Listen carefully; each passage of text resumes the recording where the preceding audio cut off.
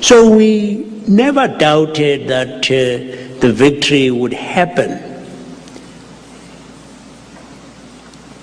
Sometimes I used to call out, perhaps sometimes it was sort of whistling in the dark, and say, this is God's world, and God is in charge.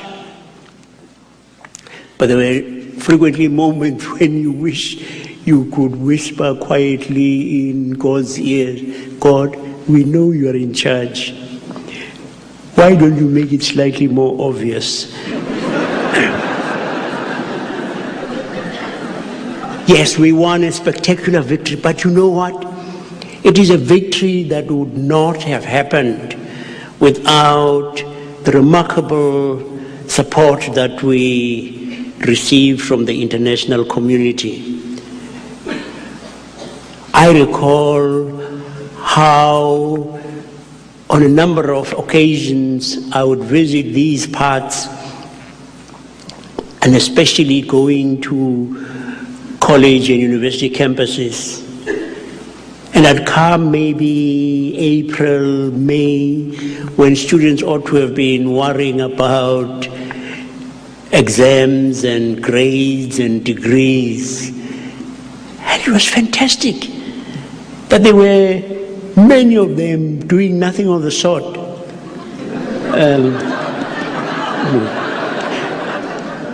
Not quite that way. But it was fantastic. I've not discovered what cockles are, but certainly the cockles of my heart were warmed, because going round these campuses, there were the students frequently sitting out in the baking sun, demonstrating, staging sit-ins on our behalf, 10,000 miles away, in order to try to persuade their institutions to divest. And at that time, the Reagan White House was totally opposed to the imposition of economic sanctions against the apartheid regime. And it was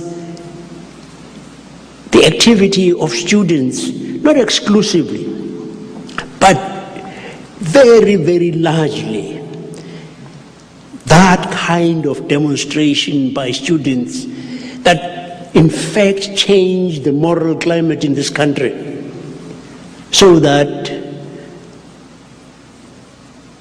your Congress then passed the anti-apartheid legislation and managed to have a veto override as well. So we owe a debt of gratitude to those who supported us that we can never discharge. And it is, in fact, even 11 years down the line, it is a wonderful, wonderful privilege to be able to return to places such as this, where you say, we used to come round asking for your help, you gave that help, and voila, here we are, free.